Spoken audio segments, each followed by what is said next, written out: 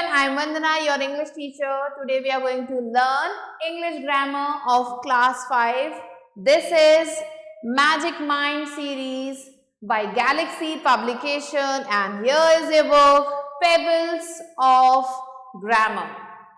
Let's start chapter number 1, and the name of the chapter is The Sentence. Here we are going to learn how to make sentences and how we can categorize them. Let's move on to let's learn. So a sentence is a group of words that makes complete sense. Sentence क्या है? ये एक group है words का जो कि एक complete sense produce करता है. मीन्स अगर हम सेंटेंस बोल रहे हैं तो उसका एक सेंस निकलना चाहिए तो ही वो सेंटेंस कहलाता है. There are 4 kinds of sentences. 4 तरीके के sentences होते हैं. पहला है statements और declarative sentences. Second है interrogative sentences और questions. Third है exclamatory sentences and fourth है imperative sentences और commands. So ये 4 तरीके के sentences है जिसके बारे में हम पढ़ने वाले हैं. So पहला आते हैं statements. So a statement states something. Statement क्या करते हैं? ये कुछ बताते हैं, कुछ चीजों को डिक्लेयर करते हैं. It ends with a full stop. ये हमेशा full stop से ही खत्म होते हैं. इनके लास्ट में आपको full stop लगाना होगा. Examples आप यहाँ पे देख सकते हैं. For example, I am going to school. मैं स्कूल जा रही हूँ. ये एक नॉर्मल सेंटेंस है जो डिक्लेयर कर रहा है कि मैं स्कूल जा रही हूँ. Next second one, the baby is hungry. Baby जो है वो हंग्री है. Next, sheep give us wool. Sheep क्या देते हैं? हमें ऊन देते हैं. Fourth one, girls are playing with toys. Girls क्या कर रही हैं? वो टॉयज के साथ खेल रही हैं. So now let's move on to a question.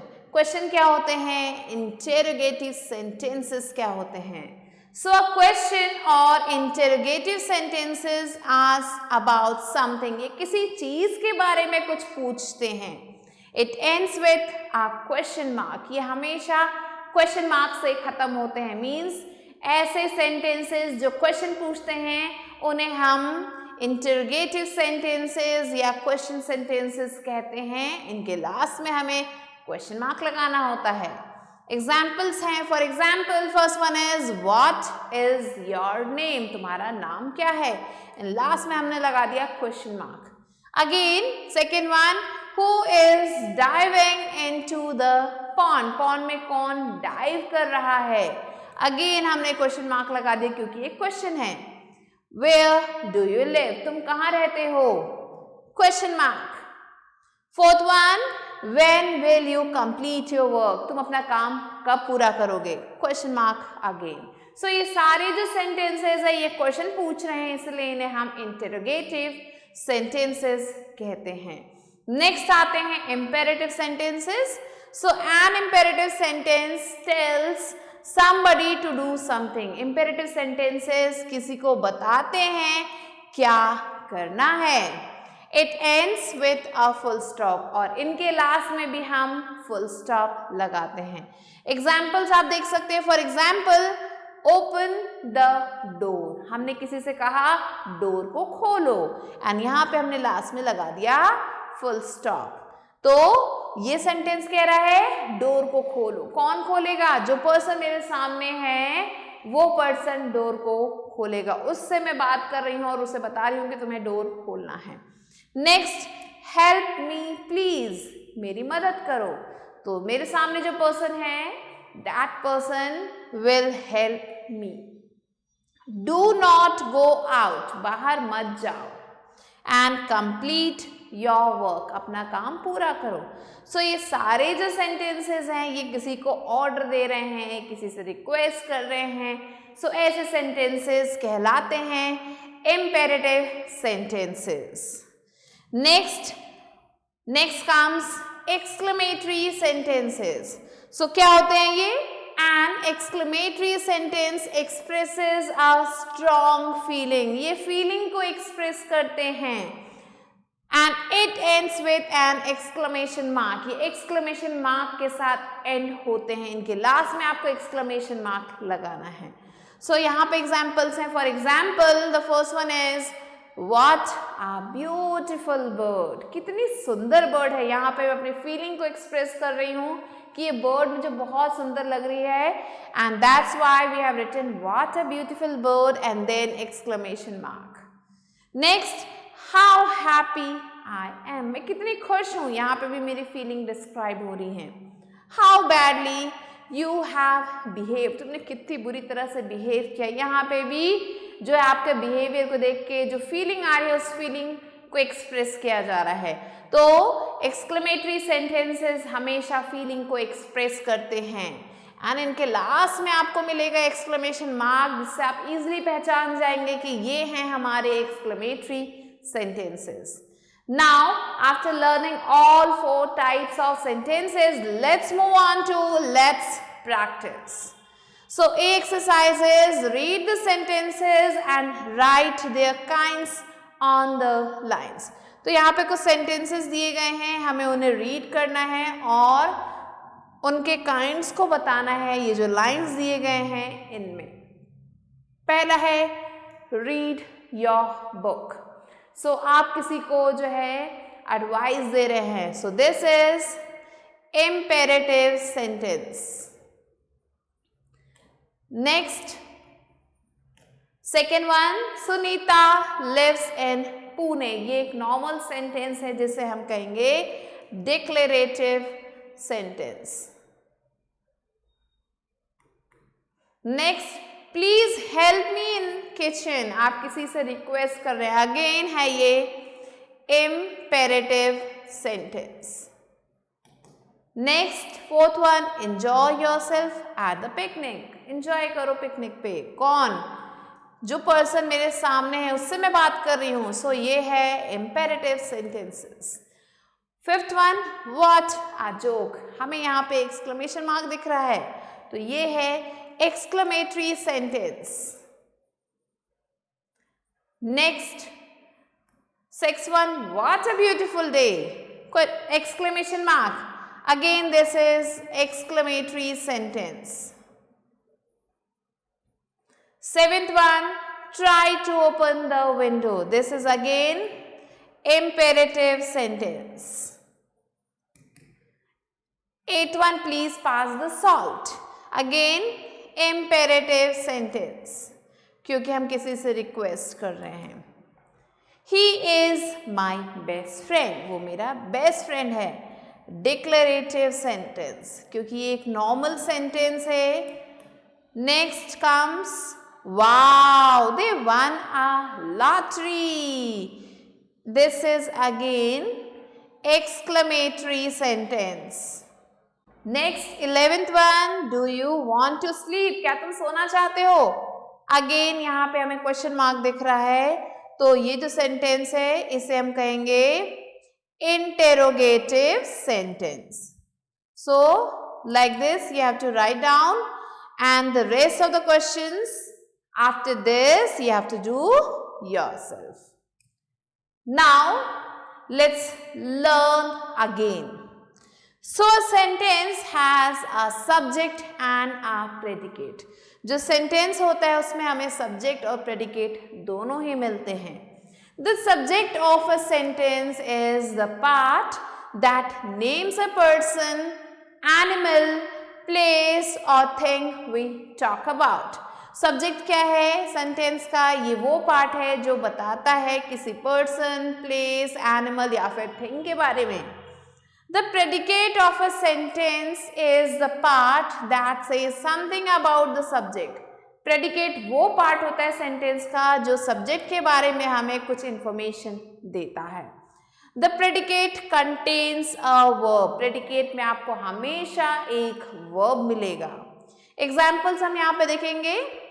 Mohan is a good boy. तो ये एक सेंटेंस है, मोहन एक अच्छा लड़का है. अब यहाँ पे सब्जेक्ट है मोहन एंड प्रेडिकेट है is a good boy and verb है यहाँ पे is. Next second, the boys are flying a kite. So the boys यहाँ पे सब्जेक्ट है, are flying a kite predicate है एंड वर्ब है यहाँ पे फ्लाइंग उड़ाना. Next we are going to Delhi, हम दिल्ली जा रहे हैं. सो यहाँ पे वी हो गया सब्जेक्ट जो काम को कर रहा है, आर गोइंग टू दिल्ली ये हमारा प्रेडिकेट है एंड गोइंग यहाँ पे वर्ब है. सो यहाँ पे आप देख सकते हैं कुछ और एग्जांपल्स दिए हैं. ओपन द डोर, तो यहाँ पे जो सब्जेक्ट है वो यू है क्योंकि मेरे सामने जो पर्सन है उससे मैं बात कर रही हूँ, उससे कह रही हूँ दरवाजे को खोलो. उसका नाम नहीं लिया बट हमने सिर्फ ये कहा ओपन द डोर. सो यहाँ पे सब्जेक्ट हो जाएगा you. Again please don't move, यहाँ पे भी मैंने किसी को जो है कुछ बोला और क्या बोला कि मूव मत करो. तो यहाँ पे मैंने किसी पर्सन को स्पेसिफाई नहीं किया, मेरे सामने जो पर्सन है उससे मैं बात कर रही हूँ, उसको कह रही हूँ मूव मत करो.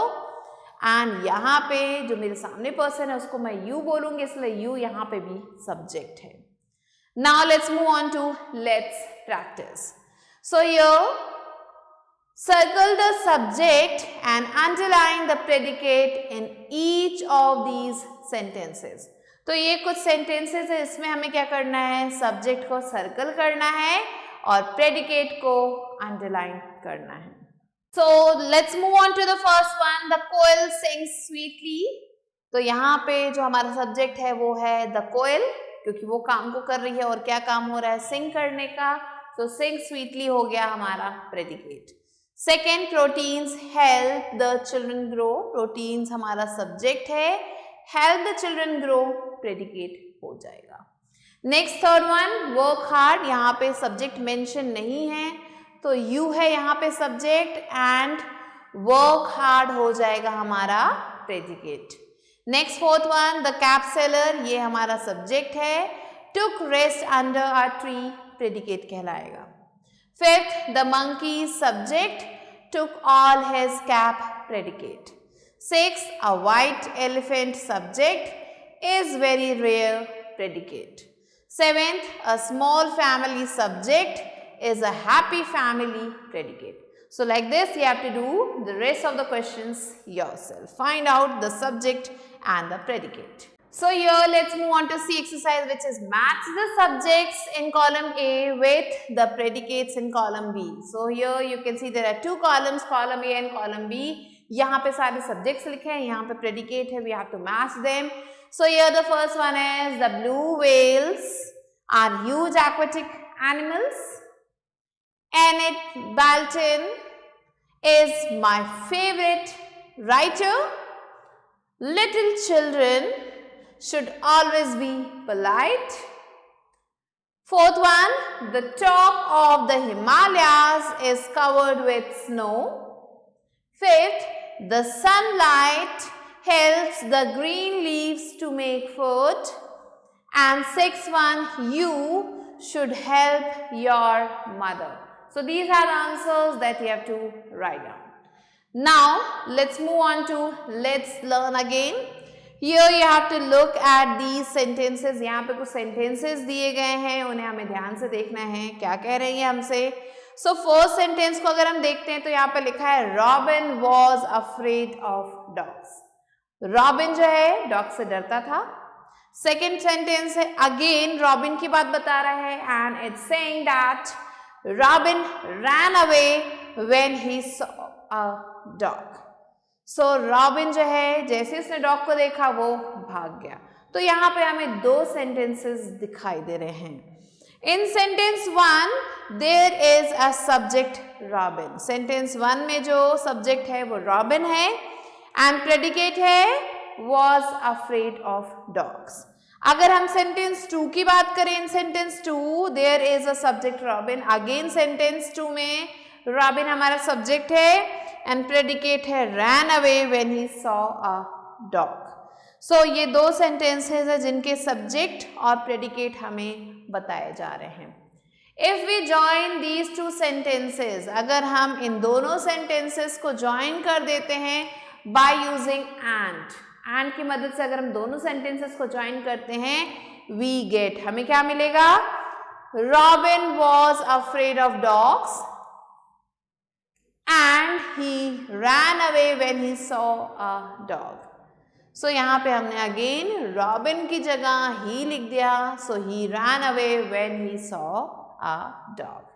Now two sentences have become a large sentence. अब ये दोनों sentence मिलके एक बड़ा sentence बन गए हैं. They are now parts of this large sentence. अब ये दोनों sentences part हैं इस बड़े sentence के. Now we do not call them sentences. अब हम इन दोनों को sentences नहीं बोलेंगे. They are called clauses. इन्हें हम clauses बोलेंगे. A clause is a group of words that contains a subject and a predicate. Clause क्या है? ये group of words हैं जिसमें आपको subject और predicate दोनों मिलेंगे. And a part of a sentence. और एक part मिलेगा एक sentence का. The essential part of a clause is a verb. जो essential part है clause का वो है verb. तो verb आपको इसमें जरूर मिलेगा. A simple sentence contains only one clause. अगर हम simple sentence की बात करें तो यहाँ पे सिर्फ एक ही clause होता है. For example, the nightingale sings sweetly. Nightingale जो है बहुत ही sweetly गाती है. The mother is in the kitchen. Mother kitchen में है. She will come soon. वो जल्दी आएगी. They are planning for a picnic. वो picnic plan कर रहे हैं. तो ये है simple sentences. A large sentence has more than one clause. अगर एक बड़े sentence की बात करें तो वहाँ पे एक से ज़्यादा clause हमें मिलेंगे. For example, you can eat an orange or you can drink orange juice. तुम orange खा सकते हो या फिर orange juice पी सकते हो. There are two clauses. अब इस sentence में दो clauses हमें मिलेंगे. पहला है you can eat an orange. ये पहला clause है. And you can drink orange juice. इन दोनों को मिला के एक sentence बनाया गया है. Second, John wants to buy the house but did not have enough money. So John घर तो खरीदना चाहता है लेकिन उसके पास enough money नहीं है. So there are two clauses. यहाँ पे भी दो clauses है. पहला है John wants to buy the house. John को घर खरीदना है. John did not have enough money. उसके पास काफ़ी पैसे नहीं हैं. Third, he wanted to please the teacher, so he did everything she told him to do. वो टीचर को जो है प्लीज़ करना चाहता था, मीन्स उन्हें खुश करना चाहता था, इसलिए उसने सब कुछ किया जो उसके टीचर ने उससे बोला. So again here you can see there are two clauses. यहाँ पे दो clauses हैं. First, he wanted to please the teacher. वो टीचर को खुश करना चाहता था. He did everything she told him to do. उसने हर वो चीज़ की जो टीचर ने उससे करने को कही. We can join clauses using conjunctions. Conjunctions की मदद से हम clauses को join कर सकते हैं. Such as and, but, और, so, yet, etc. तो ये कुछ conjunctions हैं जिनकी मदद से हम clauses को आपस में join कर सकते हैं. Now look at these groups of words. अब यहाँ पे भी कुछ group of words दिए गए हैं. पहला है in the park, second है around the corner, third है in the sky and fourth है after he work. So none of the above groups of words has a subject and a predicate. तो ये जो ऊपर group of चार words दिए हैं, चार groups दिए हैं words के, आप इसमें देख सकते हैं ना तो किसी में subject है ना predicate. None of them make complete sense by itself. इनमें से कोई भी जो है खुद से एक complete sense नहीं बना रहा है. These groups of words are phrases. और इन group of words को हम phrases कहते हैं जिसका एक complete meaning ना निकले पर वो कुछ group of words कहलाते हैं.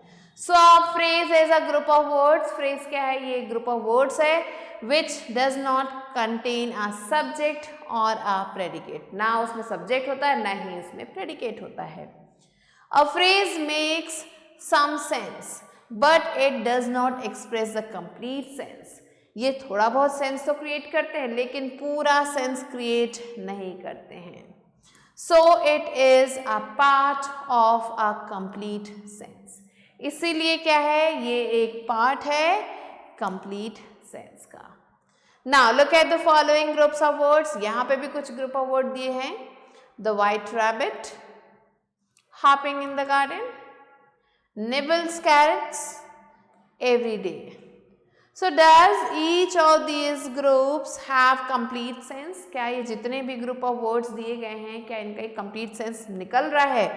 No. So they are phrases. So इनका अलग अलग हम रख रहे हैं तो इसका सेंस नहीं निकल रहा है, इसलिए ये phrases कहलाएंगे. The white, ये noun phrase है. Hopping in the garden, verb phrase है. Nibbles carrots, adjective phrase है. Every day, ये adverb phrase है. So ये अलग अलग टाइप्स के phrases में डिवाइड कर दिया हमने. Now let's move on to let's practice. So your D exercise is identify clauses in the following sentences. First sentence is you may sit wherever you like. So यहाँ पे जो clause है वो है you may sit. Similarly, second, every was happy when Sachin hit a six. यहाँ पे every was happy ये हमारा clause है. Question number 3, if you talk so politely, everyone will praise you. So everyone will praise you is our clause. Next, fourth one is wait till I return. So wait is the clause here. Again, fifth one, if you eat too much, you will fall ill. So you will fall ill. This is your clause. So these are the answers like this. You have to do the rest two questions yourself. Now let's move on to E exercise, which is write phrase, clause or sentence against each of the following groups of words. So here the first one is, have you visited a zoo? This is a sentence. Next, the baby has gone to sleep. Again, this is a sentence. Next, a cat with a bill. This is a phrase. क्योंकि ना इसमें subject है, ना ही predicate है. Next, fourth one, because you did not work hard. This is a clause. Again, a really beautiful rainbow. This is again a phrase. And the sixth one is when they were driving. This is a clause. So these are the answers that you have to fill, and the rest two questions you have to do yourself. Now let's move on to activity corner. Here what you have to do, you have to work in pairs. Ask your partner to write two clauses. आपको अपने partner से बोलना है कि वो दो clauses लिखे. You join these clauses to make a sentence. आपको क्या करना है, इन clauses को join करना है sentence बनाने के लिए. Next, work in pairs. Again you have to work in pairs and you have to take turns to ask and answer questions. आपको एक दूसरे से questions पूछने हैं. Where do you live? What do you like to eat? So this you have to do yourself. With this we have completed the chapter. I hope you understood it.